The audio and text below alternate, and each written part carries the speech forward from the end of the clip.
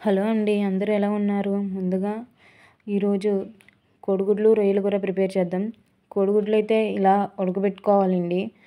కోడిగుడ్లు ఉడకబెట్టిన తర్వాత ఇలాగా నాట్లు పెట్టుకోవాలి. నాట్లు పెట్టుకున్న తర్వాత పక్కన పెట్టుకోవాలి. ఇప్పుడు శుభ్రంగా వాష్ చేసిన ఫ్రాన్స్‌ని తీసుకోవాలి. ముందుగా గ్యాస్ ఆన్ చేసి కడాయి తీసుకొని 1 టేబుల్ స్పూన్ ఆయిల్ వేసుకోవాలి.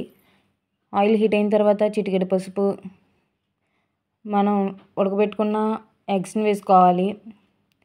ఎగ్స్ అయితే వేగిపోయినాయండి. వేగిపోయిన తర్వాత ఇప్పుడు ప్లేట్‌లోకి తీసుకుందాం.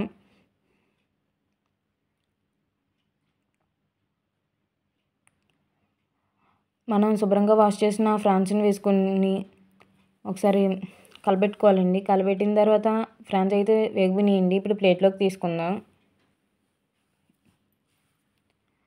ఇప్పుడు అదే కడాయిలో మనం స్లైసెస్‌గా కట్ చేసుకున్న ఆనియన్స్, చిటికెడు 2 పచ్చిమిర్చి, 1 టేబుల్ స్పూన్ అల్లం వెల్లుల్లి పేస్ట్ వేసుకొని ఒకసారి కలబెట్టుకోవాలండి. 1 టేబుల్ స్పూన్ సాల్ట్ వేసుకోవాలి. సాల్ట్ ముందుగా వేసుకుంటే కొంచెం ఆనియన్స్ అనేవి కొంచెం త్వరగా మగ్గుతాయి.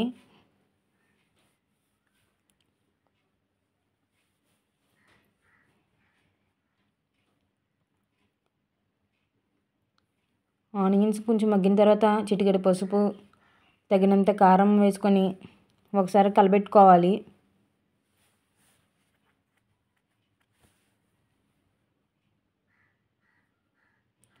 ఆనియన్స్ అయితే ఇలా మగ్గినాయండి. మగ్గిన తర్వాత మనం వేయించి పెట్టుకున్న ఫ్రాన్స్‌ని వేసుకోవాలి. ఫ్రాన్స్ వేసుకున్నాక ఒకసారి కలబెట్టుకోవాలి. 1 టేబుల్ స్పూన్ ధనియాల పొడి,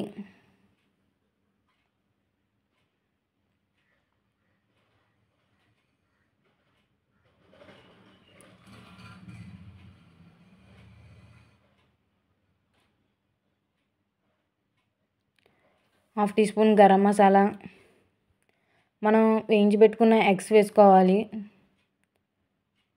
వేసుకున్నాక ఒకసారి కలబెట్టుకోవాలి.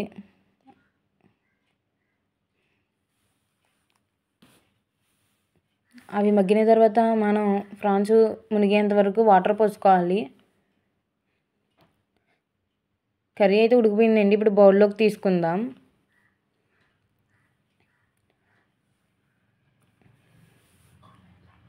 కర్రీ అయితే చాలా బాగుంటుందండి ఇది. మీకు నచ్చితే కామెంట్ రూపంలో తెలియజేయండి. కొంచెం సపోర్ట్ చేయండి. మా ఛానల్ని సబ్స్క్రైబ్ చేసుకోండి, లైక్ చేసుకోండి. Okay friends, thank you.